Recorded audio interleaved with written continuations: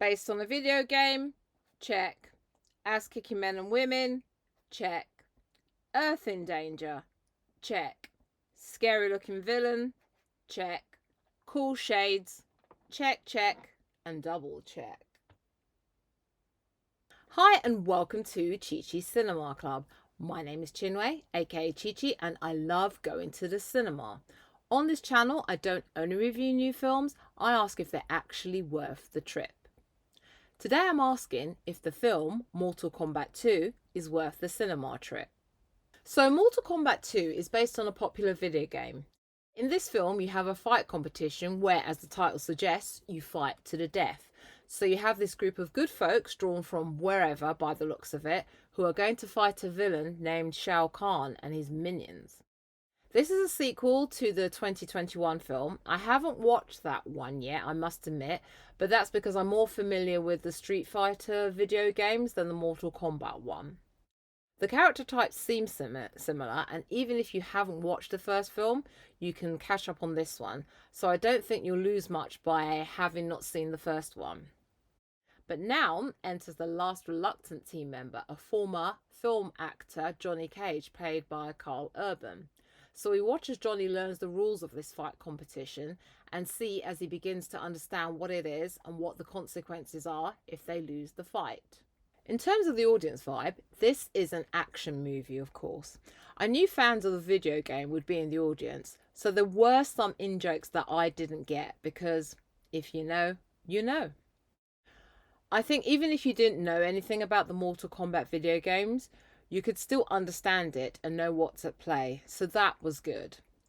It was energetic and definitely fun with sprinkles of humour. However, as you would expect in the fighting video game, there were some savage unaliving that was graphic as hell. Now, I have to admit that I was skeptical about seeing this movie because it was an adaptation of a film game and they don't seem to do well on the big screen. I know that there have been other films of games done, such as Street Fighter, Assassin's Creed, and Silent Hill. I think the people who made this all may have taken note, I would say. So, in terms of cinematic moments, yes, there are lots of kick ass folks. There were so many quite violent scenes, actually, more violent than I expected for a film adaptation of a computer game. I think there is a difference when you see gory fights in a computer game than when you actually see them on the big screen in sort of real life. The blood looks bloody and the deaths look really nasty. Besides Karl Urban, another standout character was Princess Kitana, played by Adeline Rudolph, a mesmerising actress, and I really liked the deep layered characterisation they gave her. In fact, I'd say this action movie had more depth for many of the characters than I expected. Also, I liked the way Johnny Cage was portrayed as an old world type character trying to survive in the new world, where it's all social media influences. So that was quite cute and very clever.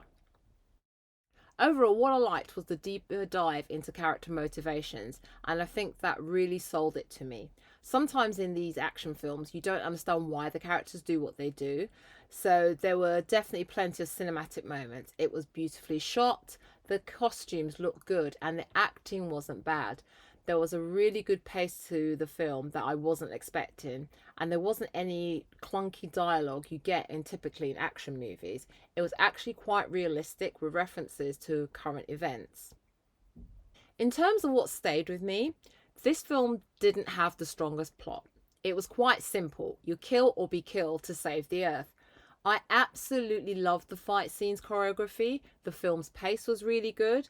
I didn't get bored, and there weren't any slow parts as it jogged along at a decent pace. I think what was good was that they really leaned into the key elements of the video game. I think I remember when Mortal Kombat came out and you had all these fascinating characters. Obviously, I may have missed some background story as I didn't watch the first film, but all in all, it was just an enjoyable film. I didn't get bored, which is what normally happens in action films when they usually do many cheesy scenes. There were some cheesy scenes, but they were done in a way that made you laugh hard, so you forgot they were cheesy. I did love the drama around Johnny Cage wearing dark glasses. There is this thing that he does with his dark glasses, absolutely funny, and I just couldn't stop laughing. And it helps that Keith Urban was in it, because he's got good comic timing while taking things seriously. So you don't think he was playing it just for laughs, and that was really, really cool. So, is this film worth seeing in the cinema? I would say this film is definitely a must see in the cinema. Now, I'm conflicted about this only because I thought it was going to be bad. Sometimes film adaptations can let you down. I remember watching the 1994 Street Fighter film. You end up not really caring about the characters. What I loved about this is that you felt very invested in the characters. Before I forget, I said there was one actor, I think his name was Josh Lawson. He was absolutely hilarious as the villain Kano. There was some character complexity, and I was here for it. So it wasn't like you sat there going, oh my god, this is going to be really bad. But it was the opposite. I'm not a particular video game fan, but when I sat down to watch this film, I, along with the audience, laughed in places. I enjoyed it, and it had the right amount of humour. It didn't go off into that Deadpool kind of humour, which I think can be a bit much. I think it was well balanced between humour and the actual drama. You don't see that often in an action movie, and I think that's what made it more enduring for me. So I think absolutely this is something to see at the cinema. Even if you might be a bit squeamish around bloody scenes. As I said, I had really low expectations, and when I started watching this, I knew there was something special. I was glued to the screen, and I could see everyone else in the cinema was too. I absolutely think it was a fab film, and I hope that more people go out and see it so we can actually get to see a part 3, because I'm invested in seeing what happens next. So I hope that if they do a sequel, we can find out more about what happens next with some of the characters. However, to get to that, I think it will all depend on how well the film does at the box office. Well, thanks for watching. If you enjoyed this film review, give it a thumbs up. If you like films the way I do, please subscribe. I do these film reviews weekly, so I hope to see you again, and I'll save you a seat.